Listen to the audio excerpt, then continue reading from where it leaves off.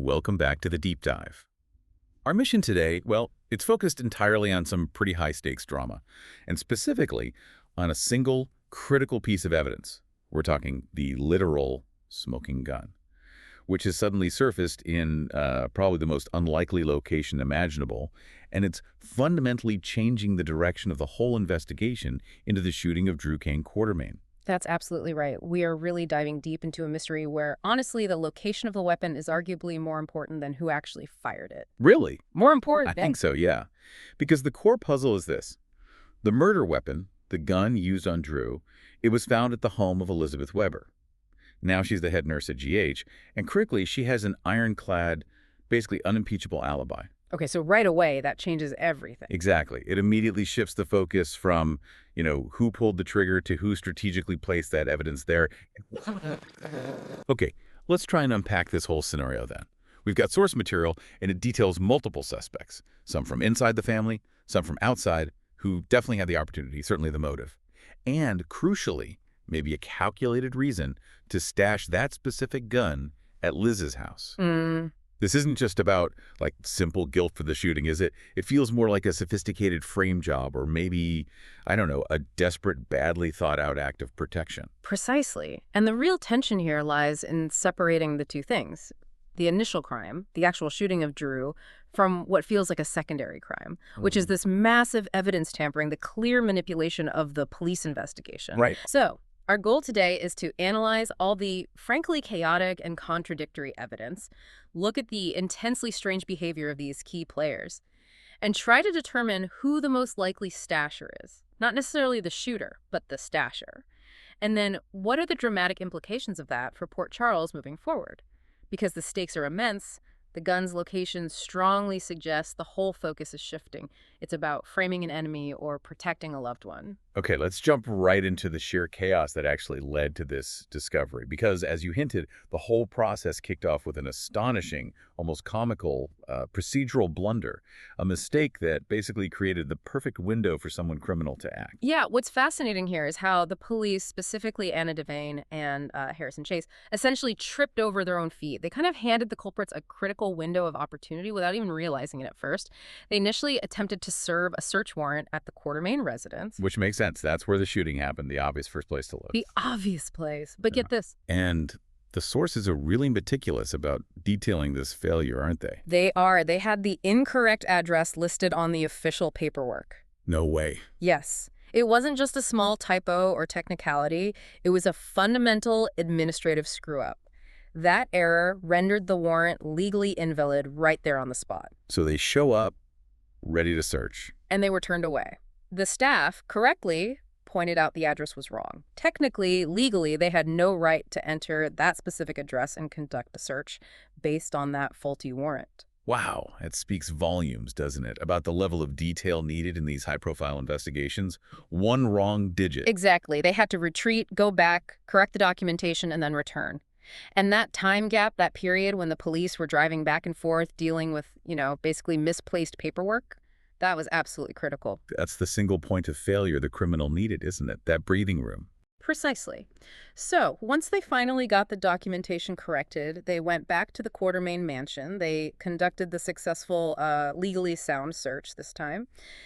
And the result? Exactly what they probably feared by then. The gun was gone. The gun was gone. The PCPD immediately and correctly suspected the weapon was removed in that brief interim, that gap between their failed initial attempt and their successful corrected search. Which implies the stasher was either incredibly close to the events, maybe even watching the police, or was already right there in the immediate vicinity of the Quartermain family, ready to move fast. But the real shocker, I think, is where the investigation pivoted next. They didn't find the gun, tossed in a nearby dumpster or thrown into the bushes or something simple. No, the investigation suddenly shifts entirely across town. Right. The attention moves directly to Elizabeth Weber's house. Anna and the PCPD officers promptly served a warrant there, which indicates they must have already had some pretty significant reason, some tip or deduction, to believe the weapon had been moved to this specific secondary location. And the source material confirms the absolutely shocking result. Anna returned from inside Liz's house, holding a gun, sealed in an evidence bag. Confirming the weapon used to shoot, Drew was found right there, on Liz's premises. And Liz's reaction. Elizabeth, understandably, looked completely blindsided, utterly shocked. The evidence, her reaction, it strongly suggests she had zero, absolutely zero, operational knowledge that the weapon was in her home. But despite her reputation, her standing at the hospital. Despite all that, she was immediately requested to accompany the officers to the station for questioning. I mean, the optics are just terrible for her. It means someone has deliberately, calculatedly dragged her right into the middle of this mess. Okay, that sets the stage perfectly for the core tension of this deep dive then. If Liz is clearly not the shooter, who is? And maybe more importantly, why did they choose her home as the hiding place? So let's establish Elizabeth's rock-solid alibi first, and then contrast that with the mounting suspicion around Willow Tate. Yes, it's absolutely essential to eliminate Elizabeth Weber as the shooter right off the bat. And the sources really stress this. Her alibi isn't just good, it's, as I said, unimpeachable, rock solid. She's the head nurse at General Hospital. That's a highly visible, highly responsible position. And she was working. She was working her shift the entire night Drew was shot. Not just clocked in, but actively working. And we learned this isn't just her saying she was there, right? It's verifiable. Exactly. The sources specifically note that many can attest to her whereabouts and her activity throughout that shift. She was actively performing high-level nursing duties. She was interacting constantly with doctors, other nurses, patients. Her involvement in patient care, maybe even emergency care that night, it's all verifiable through hospital records, electronic logs, and numerous witness accounts. It completely eliminates her as the person who could have slipped away, driven off, shot Drew, disposed of a weapon, and then returned to work completely undetected. Okay, so she's 100% in the clear for the shooting itself. Seems that way. Which is why finding the gun in her house is so incredibly damning for someone else. It means her life, her home, her reputation are now basically collateral damage in someone else's dangerous scheme. And this forces us to pivot. We have to look at the character Liz herself noticed acting strangely that night. Right, Willow Tate. Who seems like a much more, let's say, volatile candidate for the role of shooter. Much more. And this is where Liz's observation skills, being a veteran nurse, really come into play. Elizabeth, while she was busy doing her job, she specifically noticed Willow's definite absence from work at some point during that same critical night shift. Which contrasted sharply with Liz's own constant verifiable presence. Exactly. And then when Willow did return to the hospital floor, her behavior was immediately flagged as suspicious, highly erratic. What did she do? She came back soaking wet, just dripping. Soaking wet, okay. What was her explanation for that? Her explanation, given to her superior, presumably Liz or someone similar, she claims she just decided to take a random walk in the pouring rain during her work shift. For no reason. For no reason. Yeah. During a shift. In a downpour. Yeah. That explanation alone, especially offered during what's become an active police investigation into a shooting involving someone connected to her, it raises every single red flag imaginable. It screams deception. It's an almost absurd excuse, isn't it? Who does that? Takes a walk in a storm for no reason when they're supposed to be working at a hospital. But then it gets even weirder with the Nina connection. Right. This is another layer of just bizarre behavior. Nina Reeves. Who has, let's be honest, a famously terrible, acrimonious, deeply estranged relationship with Willow. Exactly. Suddenly, Nina claims she was walking with Willow that night, during that supposed rainy walk. Wait, Nina provided Willow with an alibi, given their history. Precisely. Why would Nina Reeves, who harbors, significant resentment and mistrust towards Willow, suddenly lie to provide cover for her? It makes no sense on the surface. Okay, that adds a whole new layer of complexity. Is Nina somehow complicit in the shooting too? Or is she maybe just trying to divert police attention from herself? Or maybe even from Sunny? It could be any of those things. The sheer oddity of their joint alibi, this sudden partnership in deception, it only makes Willow's original story even less believable. It makes her look more guilty, not less. So when you lay out those specific facts, the absence, the wet clothes, the flimsy excuse, the unlikely alibi partner, the sources seem to make a really compelling case, don't they? Willow appears to be a much likelier suspect for the actual shooting than Elizabeth. Based on that initial evidence, absolutely. The weak alibi, the suspicious physical state, the need for a known antagonist like Nina to lie for her, it all points towards Willow having something serious to hide about her actions that night. But here's the crucial point, right? Willow's potential guilt as the shooter doesn't automatically explain how the gun got into Liz's house. Exactly, unless Willow was actually living or staying at Liz's house at the time and simply brought the gun home with her after the shooting. That's one possibility we definitely need to explore. Okay, we'll get to that direct theory. But first, let's look at the individuals who might have had a strong motive to frame Willow, which brings us squarely into the complex, often ruthless machinations of the Torinthos family. Mm-hmm.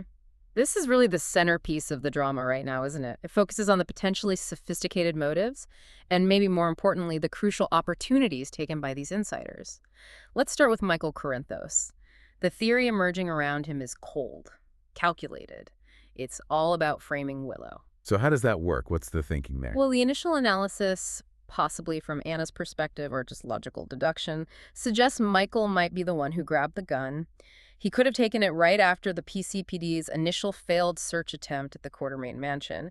He was likely nearby. He certainly had access. And then he immediately went to Liz's house. And then, the theory goes, he strategically went directly to Elizabeth's house. The motive here isn't just, like, petty revenge against Willow. It's presented as a much darker strategy rooted entirely in protection. Protection of whom? Himself. Protection of his children. And this is where we have to rely heavily on character analysis, because the source material is very specific about Michael's presence at Liz's.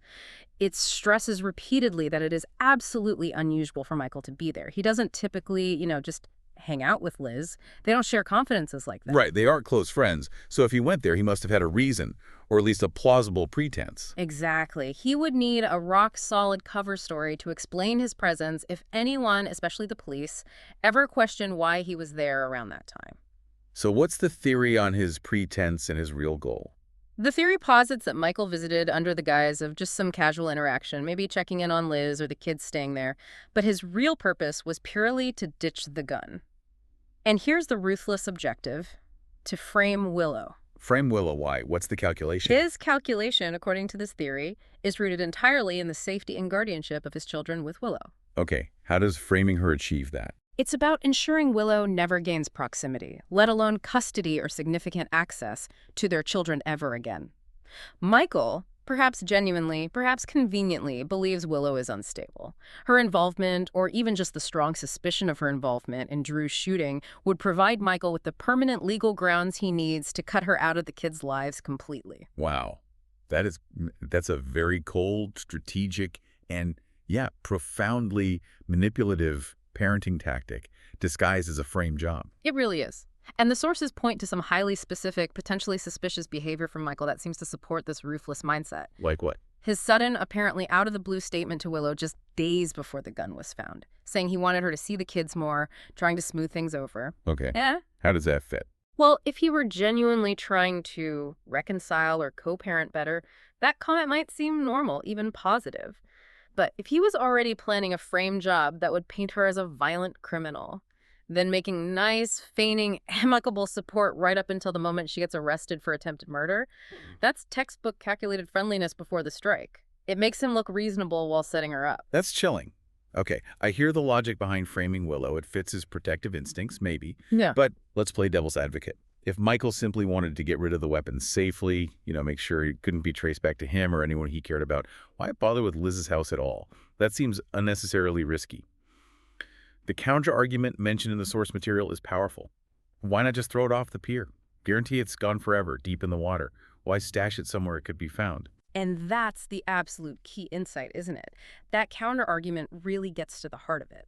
Hiding the gun in a known residence, especially one connected, however temporarily, to Willow, it only really makes sense if the primary intention is not just safe disposal. It makes sense if the intention is misdirection. Directing the police towards someone specific. Exactly. Specifically, redirection toward an unwanted person like Willow, who had those temporary ties to Liz's house because she was staying there. For Michael, perhaps, the strategic value of framing Willow, of neutralizing her permanently as a factor in his kids' lives, outweighs the inherent risk of the house eventually being searched. He might be banking on the PCPD taking the easy route, seeing the gun at Liz's, knowing Willow stayed there, had a weak alibi, and just pinning it on her, the person with the suspicious presence at the location where the gun turned up. Okay, that's a compelling, if dark, theory for Michael. Now let's talk about his mother, Carly Corinthos Spencer. She also makes an appearance at Liz's house this week, which frankly is perhaps even more unusual than Michael's visit. Oh, absolutely. Given their decades-long, often incredibly contentious history and profound lack of actual friendship, For Carly to just show up at Liz's door now, it isn't just suspicious. It's practically screaming, I have an ulterior motive. Their relationship has historically been built on conflict, hasn't it? Yeah. Often related to, shared custody battles, romantic entanglements involving Lucky or Jason. Exactly. So this sudden, completely unprecedented visit, it just screams foul play. Now, her stated motive was pretty flimsy. What was she claim? She ostensibly went there just to inquire if Liz had mentioned Carly's previous very public threat to kill Drew to the police. Basically, she was gauging if she herself was a suspect and needed to lawyer up. Okay, that sounds marginally plausible, I guess. She did make that threat. It's plausible on the surface, but the sources suggest a far deeper and, frankly, much more characteristically Corinthos hidden motive. Which is? Carly is reportedly far, far more concerned about Michael being arrested for the shooting than she is about her own potential legal jeopardy related to that prior threat. Protecting her son again. Always. Carly will always, without fail, protect her children above absolutely everything else. That's her core programming. Okay, so if her real motive was protecting Michael, how does visiting Liz help? And this leads us to what the sources are calling a very convenient plot device. Almost too convenient. While Carly was physically present at Liz's house, Elizabeth suddenly needed to step away. Why? She apparently went upstairs to speak with a plumber who happened to be working on something in the house at that exact moment. A plumber, seriously. Plumber, which left Carly entirely alone downstairs unsupervised for several critical minutes. Okay, that window of time is absolutely crucial, isn't it? It changes everything about how viable Carly is as the stasher. Totally. It creates two highly viable scenarios involving Carly. Scenario 1, Carly is the direct shooter. She shot Drew herself, she kept the weapon, and then she used that convenient plumber distraction to quickly stash it somewhere in Liz's house, believing, perhaps like Willow might have, that it was a safe secondary location that wouldn't easily be linked back to her. Okay, that's scenario 1. What's the second? Scenario 2, Carly is the accessory, the fixer. She didn't shoot Drew, but maybe she found the weapon that Michael used. Realizing the danger he was in, she decided to take the gun and stash it herself to protect him. This action neatly neutralizes the key evidence that could lead the police directly back to her son. And this scenario has a bonus for Carly, doesn't it? It achieves a powerful secondary goal, framing Willow, whom, as the sources explicitly note, Carly can't stand, partly due to their strained history, partly because of Michael's previous tumultuous relationship with Willow. So, protect Michael, hurt Willow, it's a 2-for-1 deal for Carly. Did the sources give any detail about what she might have done during those unsupervised minutes? Was it enough time? The material suggests the time was ample enough, several minutes, plenty of time for someone like Carly who's, let's face it, probably had some practice at thinking on her feet in high-pressure situations. Plenty of time for a quick practice concealment of a handgun somewhere accessible downstairs. And then her exit. Was there anything suspicious about how she left? Yes. That's the final, most suspicious touch to Carly's whole visit. She apparently ran out almost immediately when Liz came back downstairs from talking to the plumber. And the very last thing she remarked to Liz, almost like a parting shot, was that Willow was lucky to have Liz as a friend, but that Willow didn't deserve that friendship. Wow. Okay. That specific comment, the timing right after being alone, the context of protecting Michael and hating Willow, that can easily be interpreted as Carly congratulating herself almost on a successful frame job targeting Willow, confirming to herself maybe that the gun is now stashed, the trap is set, she's protected her son, and simultaneously managed to hurt her rival. That is peak Carly strategy. It absolutely is. And what's really fascinating here, when you put it all together, is that the strange, unnecessary presence of both Michael and Carly at Liz's house this week, given their essentially non-existent friendly relationship with her, that provides the most immediate, most damning circumstantial evidence we have right now. Evidence connecting the gun's discovery at Liz's directly back to the original crime scene vicinity at the Quartermain mansion. They stand out like sore thumbs. They are the clear primary suspects for being the stasher, regardless of who the original shooter actually was. Okay, so Michael and Carly are top suspects for stashing the gun, possibly to frame Willow. But let's move back to the possibility that the stasher and the shooter might actually be the same person. Let's turn our attention back to those direct shooter theories. Because the person who fired the weapon might simply have brought the gun home with them. Absolutely. We have to revisit Willow Tate as the direct perpetrator in this light. The argument here is pretty straightforward, really. Willow shot Drew. Maybe she had a motive we don't fully understand yet, related to strained family dynamics, maybe something about Wiley, maybe just a sudden violent outburst. And then after shooting him, she had to deal with the evidence, the gun. And if she was staying at Liz's house at the time? Then the stash method would have been relatively simple, if risky. She could have hidden the gun in her purse or bag immediately after the shooting, maybe while she was out taking that supposed walk in the rain. And then she simply brought it back with her to Liz's house, where she was temporarily residing. In this scenario, the gun ends up on the premises almost by accident of residence, rather than a deliberate framing choice. Okay, but why stash it there? Why not dispose of it? What's the logic? Well, the logic for stashing it at Liz's house rather than, say, throwing it off that pier. It could be tied directly to Elizabeth's perceived status in the community, her reputation. Willow may have assumed, perhaps desperately, that Elizabeth Weber, the respected head nurse, the woman with the impeccable reputation and that rock-solid alibi, would never be considered a suspect by the police. So her house wouldn't be searched. Exactly. Willow might have thought Liz's house was the safest place possible because it was protected by the shield of an innocent, unimpeachable party. She essentially used Liz's reputation as cover. That makes a chilling kind of sense. It's high risk, banking on the police overlooking Liz, but maybe high reward if it works. Right. But there is an even darker, maybe more devastating possibility the sources explored, something they refer to as a truly interesting twist. Yeah, this one is difficult. The possibility involving Drew's own daughter, Scout Kane. Scout. She's also staying at Elizabeth's house currently, right? Yeah, that's correct. Scout is currently living at Elizabeth's house. The theory, as grim as it is, suggests Scout herself might be the shooter. And the location of the gun perhaps found in her room within Liz's house would then be tragically accidental, not strategic. Hold on. I was mentally prepared for the usual suspects, Michael, Carly, Willow. But the source material actually notes that Drew's daughter, Scout, is a real possibility. That carries such devastating emotional weight. What specific justification did the sources possibly point to that makes this theory even remotely viable for a child? It's rooted entirely in emotional turmoil, extreme stress, and a feeling of abandonment.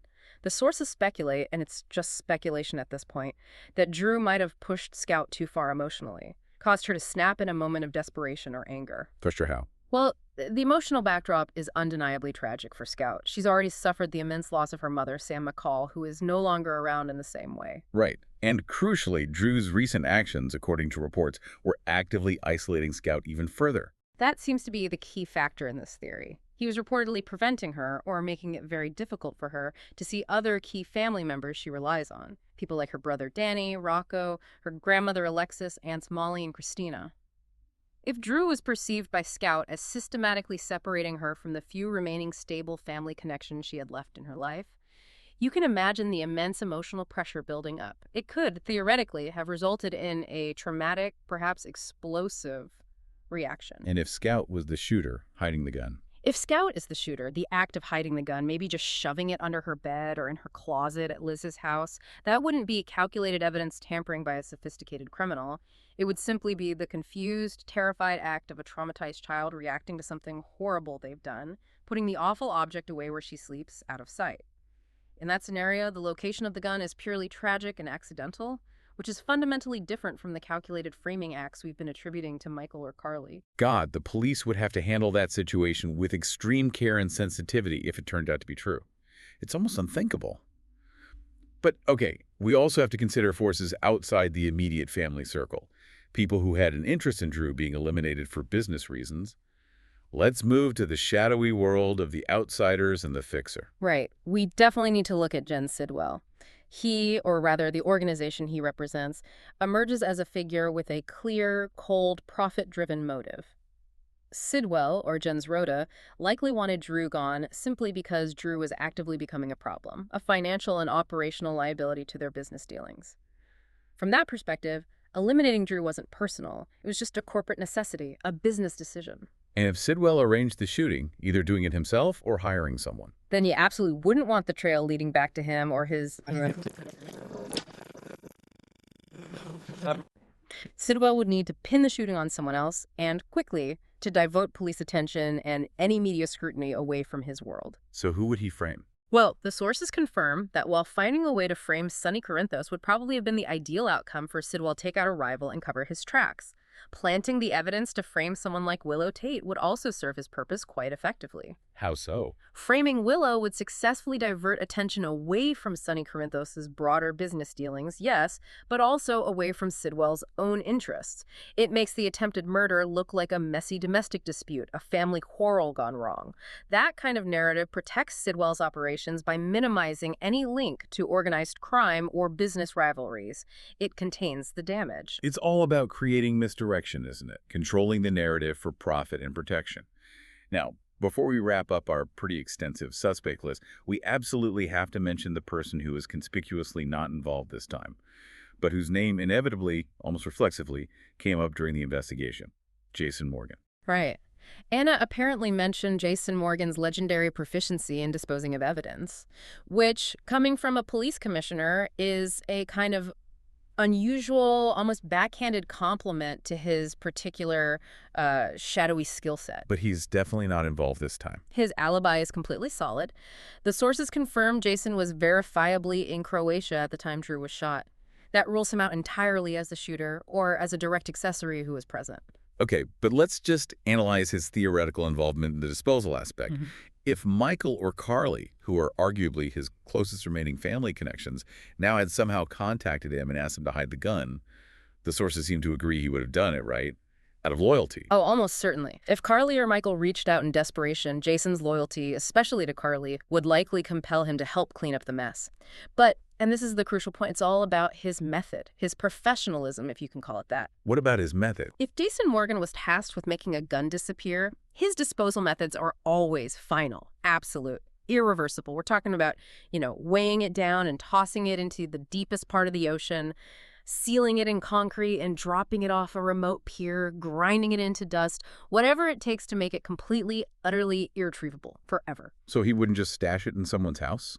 Absolutely not. He would never have just stashed it in a potentially searchable known residence like Elizabeth's house. That's amateur hour, too risky, too likely to be found. That very lack of professional disposal technique reinforces the idea that whoever did stash the gun was either desperate, sloppy, or, much more likely, given the suspects, was calculating a very specific framing objective where the gun needed to be found in that specific location. The great irony here, then, is that Jason Morgan is probably sitting back, maybe even enjoying, for once in his life, not being anywhere near the top of the suspect list for a major attempted murder in Port Charles. Huh. Yeah, that must be a massive relief for him, actually. Takes the heat off for a change. Okay. But that brings us to the synthesis, Yes. right? And maybe a bit of a forewarning based on past performance. With the gun now found this week at Liz's house, the PCPD finally has something concrete. They have physical evidence, they have a specific location, and they have a handful of very clear suspects for being the stasher, if not the shooter. An arrest, logically, should be forthcoming, and probably quickly. It should be. They have the means, the opportunity, and several plausible motives clustering around Liz's house. But the source material gives us a rather pessimistic prediction about the likely outcome of that imminent arrest, doesn't it? It does, yes. And this pessimism is rooted entirely in the PCPD's history, their track record in these complex cases. The sources highlight this track record, suggesting it is highly likely, almost probable, that they will initially apprehend the wrong suspect. Seriously, they'll botch it again. Well, historically, they often struggle to solve these major, multi-layered crimes accurately the first time around. Sometimes they never crack them correctly at all. There's a tendency, perhaps understandably, to focus on the most convenient suspect. The lowest hanging fruit may be the person found closest to the evidence, or the one with the flimsiest alibi, rather than digging deeper to find the true mastermind behind the more complicated cover-up or frame job. And that takes us right back to the why, doesn't it? Why was the gun at Liz's? We realize the real mystery here, the core puzzle, might be less about who actually pulled the trigger, and much, much more about who was executing a specific strategic plan after the shooting. Someone trying desperately to redirect the PCPD, keep the heat off a loved one, or, most cynically, frame an enemy to achieve some secondary, perhaps unrelated goal. Exactly. When we look at that potential stasher list, Michael wanting Willow gone, Carly protecting Michael, maybe Willow hiding it herself, or even, God forbid, someone protecting Scout, The location of the gun is fundamentally a calculated attempt by someone to manipulate the entire investigation. It transforms Liz's innocent home, her sanctuary, into the newest, most critical crime scene in this whole saga. So Michael was there. Flimsy excuse, strong motive to frame Willow for custody reasons. Carly was there. Obvious pretense about her own threat, even stronger motive perhaps to protect Michael from a murder charge. And Willow, if she was the shooter, was literally staying there and might have used Liz's sterling reputation as her shield. hmm And the fact that both Michael and Carly, two people who, under normal circumstances, should have absolutely no reason to be dropping by Liz's house, were both present there this week. Both apparently had opportunities to be alone, unsupervised, potentially with the weapon, especially around that convenient plumber incident.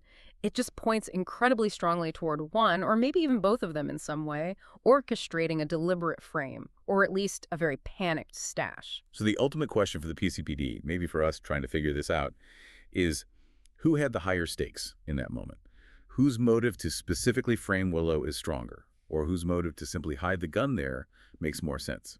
Michael wants to neutralize her as a parental threat that's cold, long-term, strategic. Carly wants to protect her son from a murder rap that feels more primal, immediate, desperate.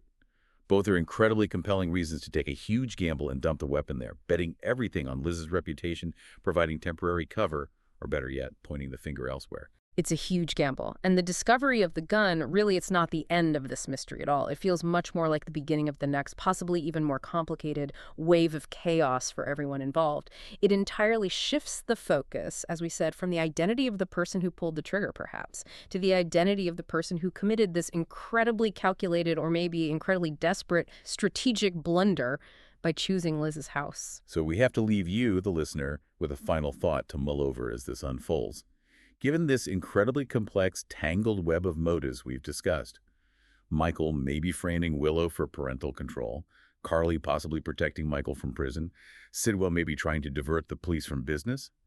If you are the lead PCPD detective reviewing this case file right now, whose strange and unusual presence at Elizabeth's house this past week, Michael's or Carly's provides the most immediate, most damning circumstantial evidence, whose visit most strongly connects the gun's discovery back to the original crime scene and suggests manipulation. Yeah, think about who stands to gain the most, specifically from Willow being arrested for this. And maybe also consider whose character history, whose past actions suggest that this kind of calculated, manipulative ruthlessness is, well, simply part of their standard operational procedure when protecting their own. That's all the time we have for this deep dive. We'll certainly be watching very closely to see who the PCPD decides to haul in first, knowing, based on the sources and past history, the odds might just be stacked against them catching the true stasher right away.